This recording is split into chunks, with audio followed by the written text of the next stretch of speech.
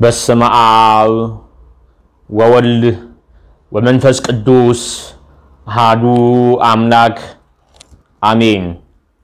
ክርስቶስ ተንሥአ እሙታን በአቢይ ኃይል ወስልጣን አሰሮ ለሰይጣን አግዓዞ ለአዳም ሰላም እምይእዜሰ ኮነ ፍስሐ ወሰላም።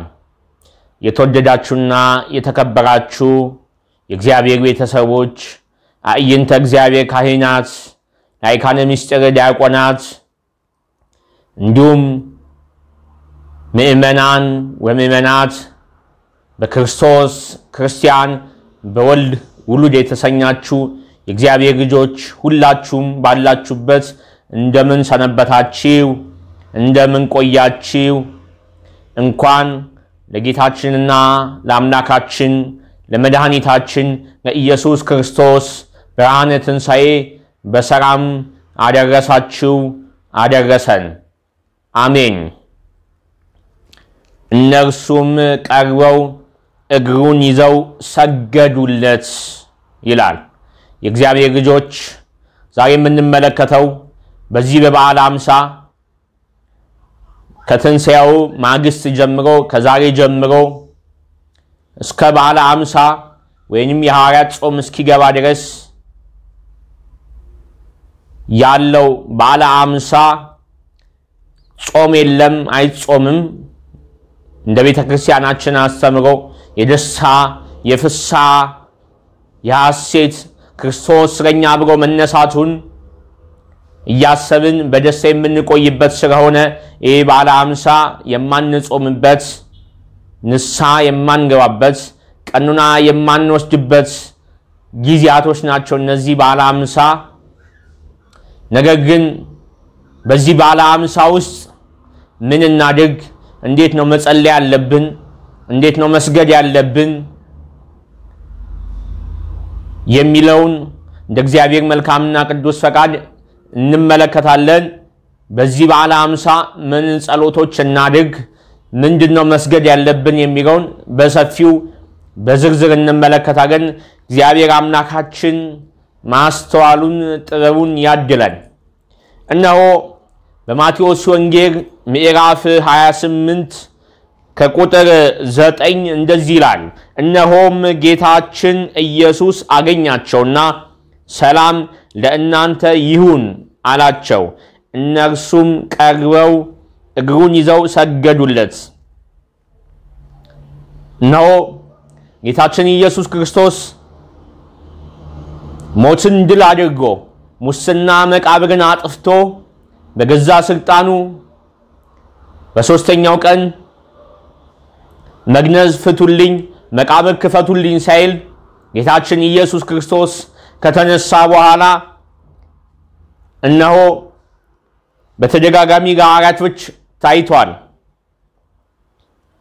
ለጥቂት ለተመረጡ ሰዎች ጌታችን ኢየሱስ ክርስቶስ ከተነሳ በኋላ ታይቷል። እነሆ በዚህ በማቴዎስ ወንጌል ምዕራፍ 28 ላይ ከቁጥር 1 ጀምሮ በደንብ እንመለከተው። በሰንበትም ማታ ለእሁድ አጥቢያ ማርያም መግደላዊትና ሁለተኛዋ ማርያም መቃብሩን ያዩ መጡ። እነሆ ታላቅ የምድር መናወጥ ሆነ፣ የእግዚአብሔር መልአክ ከሰማይ ወርዷልና ቀርቦም በመቃብሩ አፍ ላይ ድንጋዩን አንከባሎ በላይዋ ተቀመጠ። መልአኩም እንደ መብረቅ ልብሱም እንደ በረዶ ነጭ ነበር። እርሱንም ከመፍራት የተነሳ መቃብሩን የሚጠብቁ ታወኩ፣ እንደ በድንም ሆኑ። መልአኩም መልሶ ሴቶችን እንዲህ አላቸው፣ እናንተስ አትፍሩ፣ የተሰቀለውን ኢየሱስን እንደምትሹ አውቃለሁና በዚህ የለም፣ እርሱ እንደተናገረው ተነስቷል። ነገር ግን ኑና ተቀብሮበት የነበረውን ቦታ እዩ። ፈጥናችሁም ሂዱና ከሙታን ተለይቶ ተነሳ፣ እነሆ ወደ ገሊላ ይቀድማቸዋል፣ በዚያም ታዩታላችሁ ብላችሁ ለደቀ መዛሙርቱ ንገሯቸው። እነሆም ነገሯችሁ። በፍርሃትና በታላቅ ደስታም ከመቃብሩ ፈጥነው ሄዱ፣ ለደቀ መዛሙርቱም ይነግሯቸው ዘንድ ሮጡ። እነሆም ጌታችን ኢየሱስ አገኛቸውና ሰላም ለእናንተ ይሁን አላቸው። እነርሱም ቀርበው እግሩን ይዘው ሰገዱለት። ከዚህም በኋላ ጌታችን ኢየሱስ እንዲህ አላቸው፣ አትፍሩ፣ ሂዱና ወደ ገሊላ እንዲሄዱ ለወንድሞቼ ንገሯቸው፣ በዚያም ያዩኛል። እነርሱም ከሄዱ በኋላ ጠባቆች ወደ ከተማ ገብተው የሆነውን ሁሉ ለካህናት አለቆች ነገሩ። ተሰብስበውም ከሽማግሌዎች ጋር መክረው ለጭፍሮች ብዙ ገንዘብ ሰጧቸው። እንዲህም አሏቸው፣ ተኝተን ሳለን ደቀ መዛሙርቱ በሌሊት መጥተው ሰረቁት በሉ። ይህም ነገር በገዢው ዘንድ የተሰማ እንደሆነ እኛ እናሳምነዋለን፣ እናንተንም ያለ ስጋት እንድትኖሩ እናደርጋለን። ጭፍሮችም ገንዘቡን ተቀብለው እንዳስተማሯቸው አደረጉ። ይህም ነገር እስከዛሬ ድረስ በአይሁድ ዘንድ ሲነገር ይኖራል። 11 ደቀ መዛሙርት ግን ጌታችን ኢየሱስ ወዳዘዛቸው ተራራ ወደ ገሊላ ሄዱ። ባዩትም ጊዜ ሰገዱለት። ምን አሉ? ባዩትም ጊዜ ሰገዱለት ይላል። ስለዚህ ጌታችን ኢየሱስ ክርስቶስ ሞቶ ከተነሳ በኋላ ለአምላክነቱ፣ ለስልጣኑ፣ ለማሪነቱ፣ ለፈጣሪነቱ እንደሰገዱለት የሚያመለክት ነው የማቴዎስ ወንጌል ምዕራፍ 28። ስለዚህ በዚህ በዓለ ሃምሳ እኛም ለጌታችን ለአምላካችን ለመድኃኒታችን ለኢየሱስ ክርስቶስ መስገድ ይገባናል ማለት ነው። በዚህ በዓለ ሃምሳ ስግደት አይፈቀድም። አዎ ስግደት አይፈቀድም። ነገር ግን የማይፈቀደው ስግደት የንስሐ ስግደት ኪራይሶን እየተባለ ማለት ነው። የቀኖና ስግደት ከካህናት አባቶች ቀርበን ንስሐ ገብተን ምናልባት ምንም አይነት ቀኖና ስለማይሰጥ ያ ስግደት የቀኖና ስግደት የንስሐ ስግደት አይሰገድም። ነገር ግን በዚህ በዓለ ሃምሳ የአምልኮ ስግደት መስገድ አለብን። ለዚህ ያነበብኩላችሁ እና ይሄው ቅዱስ ቃሉ የሚለው ጌታችን ኢየሱስ ክርስቶስ ከተነሳ በኋላ ነው ሴቶች ሰገዱለት። በመጀመሪያ ለሴቶች ታየ፣ በሁለተኛ ወደ ገሊላ ሄደው ለደቀ መዛሙርቱ ታየ። በገሊላ ደቀ መዛሙርቱ ወድቀው ሰገዱለት ይላል። ስለዚህ በዚህ በዓለ ሃምሳ የአምልኮ ስግደት መሰገድ አለበት። የአምልኮ ስግደት አጭሩን አጠር የሚለውን የአምልኮ ስግደት መስገድ አለብን ማለት ነው። ለጌታችን ለኢየሱስ ክርስቶስ ለእግዚአብሔር ለአብ ለወልድ ለመንፈስ ቅዱስ መስገድ አለብን። ስለ ስግደት ደግሞ ከዚህ በፊት ያሳያችሁ ቪዲዮዎች አሉ። እነሱን ወደ ኋላ ሄዳችሁ ተመልከቱ።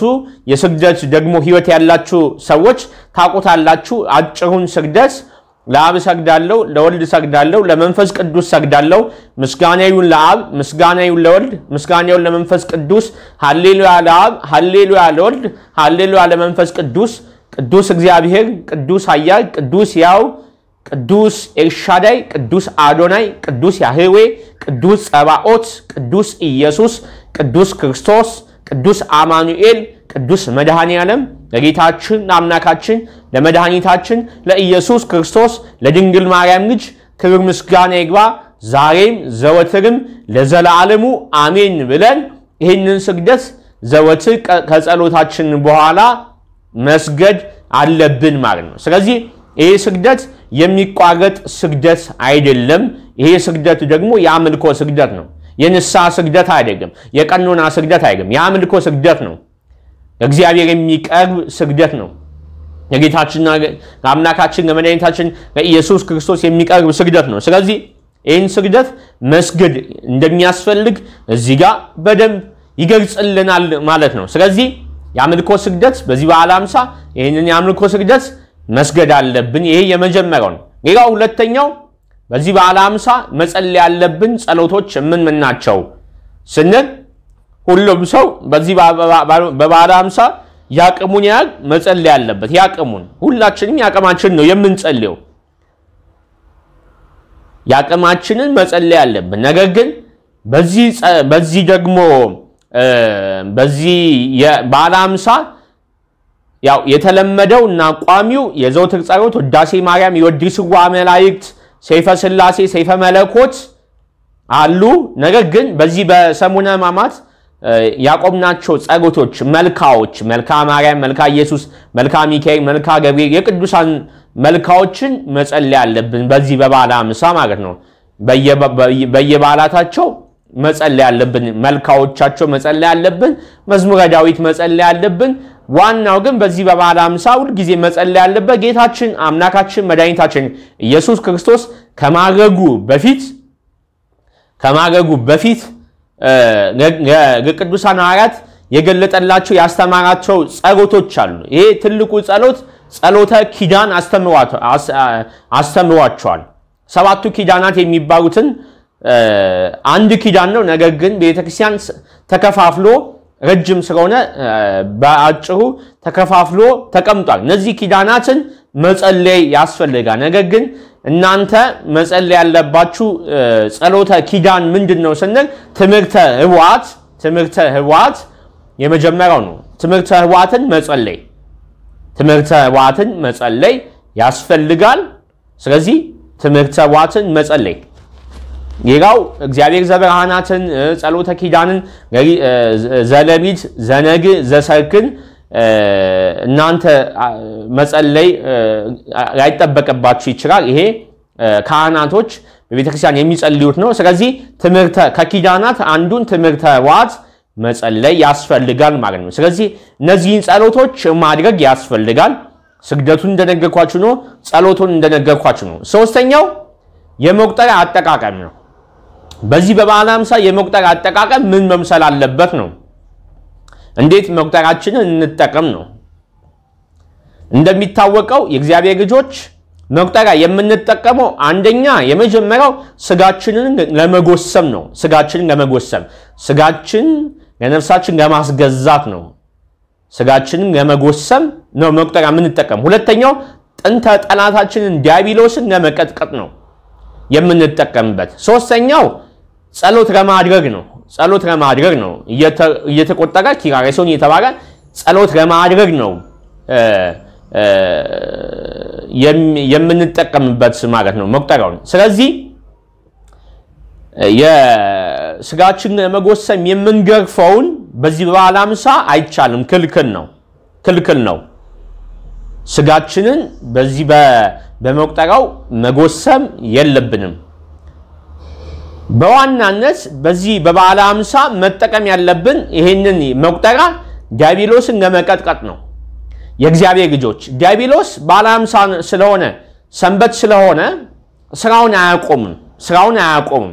እንደውም በጣም ከሚገርማችሁ ነገር አንዱ ትናንት ለምሳሌ አሁን በዚህ በትንሣኤው ቀን ብዙ ቤተሰቦች ውስጥ ሐዘን ለቅሶ ይኖራል። ብዙ ሰው ይሞታል። ለምን መሰላችሁ? በየዓመቱ ለፋሲካ፣ ለገና፣ ለአዲስ ዓመት የሚገበርለት የዛር መንፈስ በየቤቱ አለ። የሚገበርለት ሽቶ የሚነሰነስለት፣ በግ የሚታረድለት፣ በሬ የሚታረድለት፣ ዶሮ የሚታረድለት ክርስቶስ ተነስቶ ክርስቶስ ስለኛ ብሎ ሞቶ ስለኛ ብሎ ተነስቶ ክርስቶስ ነገር ግን አጋንንትን የሚያመልኩ ጠቋርን የሚያመልኩ ቤተሰቤን ዘሬን ጠብቅልኝ ያሉ አዳን ሞቴን የሚያመልኩ ወሰንጋላን የሚያመልኩ ጨሌ የሚያመልኩ ቦረንትቻ የሚያመልኩ ኦፋ ቡኮ ኦፋ ጨፌን የሚያመልኩ አዳኝ ወርቁን የሚያመልኩ ያሩሲያን እመቤትን የሚያመልኩ አረቄ የሚደፉ ሰይፉ ጨንገርን የሚያመልኩ የዛር መንፈሶች በአጠቃላይ የሚመለኩት በበዓላት ነው ለምን ሲባል በዚህ በዓል የበዓሉን ሁኔታ ለመሸፈን ስለሚፈልግ ነው በዚህ በዓል ክርስቶስ እንዲመለክ ሳይሆን ራሱ እንዲመለክ ስለሚፈልግ ዲያብሎስ በዚህ ጊዜ ዛሩ ይመለክለታል ቂሌ ይቀባል ጨሌው ብዙ ነገር ይታገድለታል ይደፋለታል ስለዚህ ይሄ ያውኑ ትውልድ ደግሞ ይሄን የማይዝ ቀድመ አያቶቹ ወይንም ዘር ማንዘሩ ሲያመልክ ኖሮ አሁን አላመልክ ካለ ልጁ ለምን አታመልከኝም ብሎ ቤተሰቡ ያንን አምልኮ ከተወ በዓል እየጠበቀ ግብሬ ለምን አቆማችሁብኝ ብሎ በየቤቱ ለበዓል የሚያውክ ቤተሰብ የሚያጣላ ብዙ ቤተሰብ በበዓላቶች ውስጥ ተቆራርፈው ነው የሚውሉት በደስታ አይውሉም በሐሴት አይውሉም ተቆራርፈው ነው ግማሹን ይገላል በሬ ሲታገድለት ኖሮ በሬው ሲቆምለት ሰው ይገላል የገዛ ልጃቸውን ይገላል ስለዚህ ዲያብሎስ በዓላም ሳይልም ሰንበት አይልም ሁሉ ጊዜም ሳይሆን በእኛ ይሰራል ዓላማው የሰው ልጅ ማሰቃየት ማጥፋት ነው ስለዚህ ለዲያብሎስ ዓለም አንቃላፋት ነው በቃ ንቁ የተባለው ለዚህ ነው በዚህ ጊዜ መንቃት ነው ብዙ ሰዎች በዚህ በበዓለ ሃምሳ ይደክማሉ አይጸልዩም በበዓለ ሃምሳ አይጸልዩም ይቆማል ጸሎቱ እንደው ሰሙነ ሕማማት ላይ ስግደቱ ነበር ጸሎት ነበር ጥሩ ነበር ግን አሁን በዓለ ሃምሳ ሲገባ እንተኛለን ይሄ እንደውም ይልቅ ውስጥ ያደፈጠው ክፉ መንፈስ እድል እንዲያገኝ ደክሞ ነበር በጾም ውስጥ በስግደት የደከመ መንፈስ አሁን ይበረታና ደግሞ እኛን የሚቀጠቅጠን ወር ነው የሚሆነው ስለዚህ በመቁጠሪያ ዲያብሎስን መቀጥቀጥ ማቋረጥ የለብንም ማለት ነው ማቋረጥ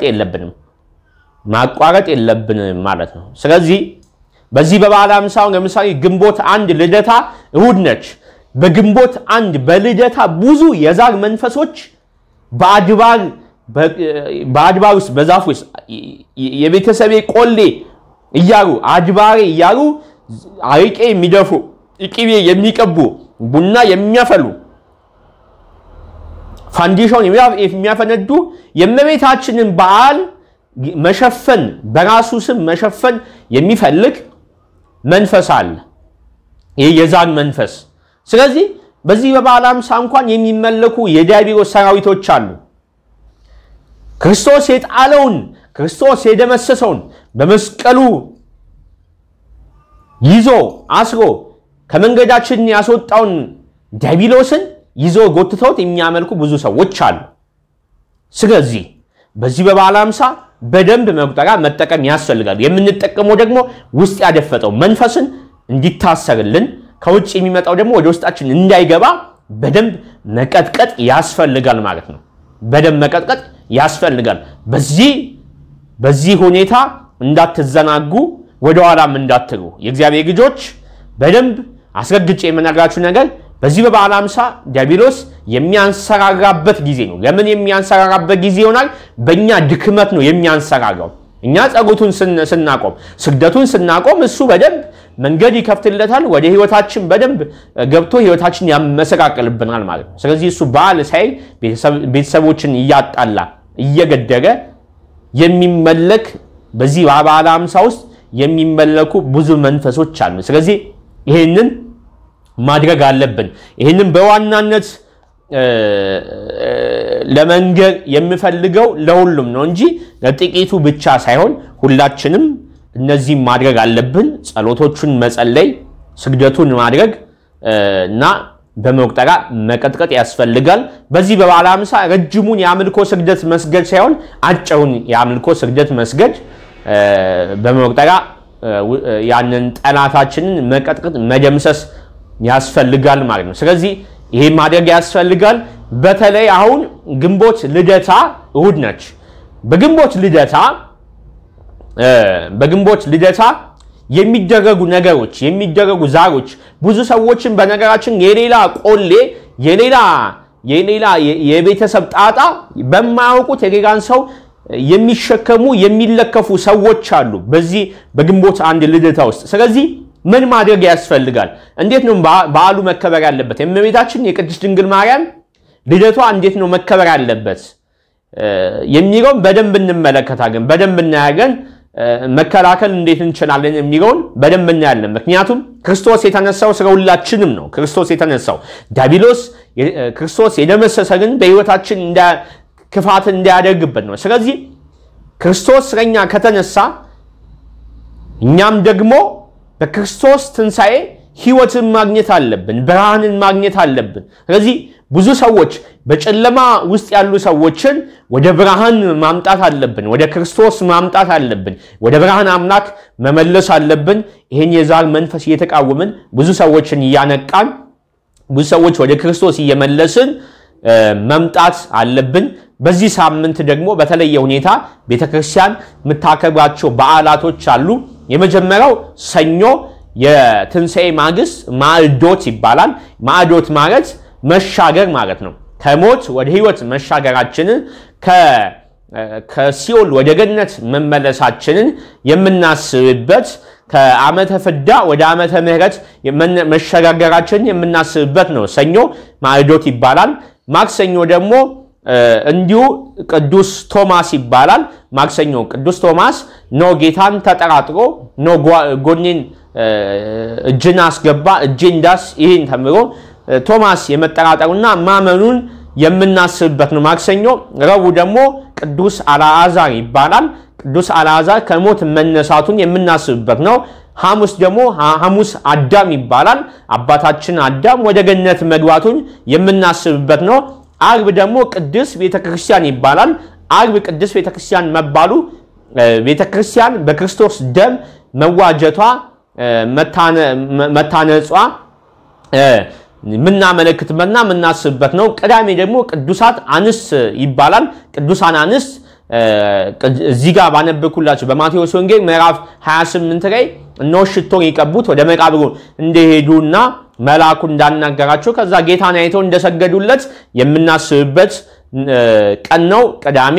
እሁድ ደግሞ ዳግማዊ ትንሣኤ ይባላል። ዳግማዊ ትንሣኤ ይባላል። ክርስቶስ ለሶስተኛ ጊዜ ለሐዋርያቶቹ መገለጡን የምናስብበት በዓል ነው። እሁድ ደግሞ እንዲሁ ልደታ ማርያም ነች። የዛን ጊዜ በደንብ ስለ ልደታ ማርያም ሰፋ ባለ መልኩ በደንብ እንነጋገራለን ማለት ነው። የእግዚአብሔር አብ ጸጋ፣ የወልድ ቸርነት፣ የመንፈስ ቅዱስ አንድነት ከሁላችን ጋር ይሁን። ጌታችን አምላካችን መድኃኒታችን ኢየሱስ ክርስቶስ ትንሣኤውን ለሕይወታችን ይግለጥልን። አሜን። ወስብሐት ለእግዚአብሔር ወለወላዲቱ ድንግል ወለመስቀሉ ክቡር። ይቆየን።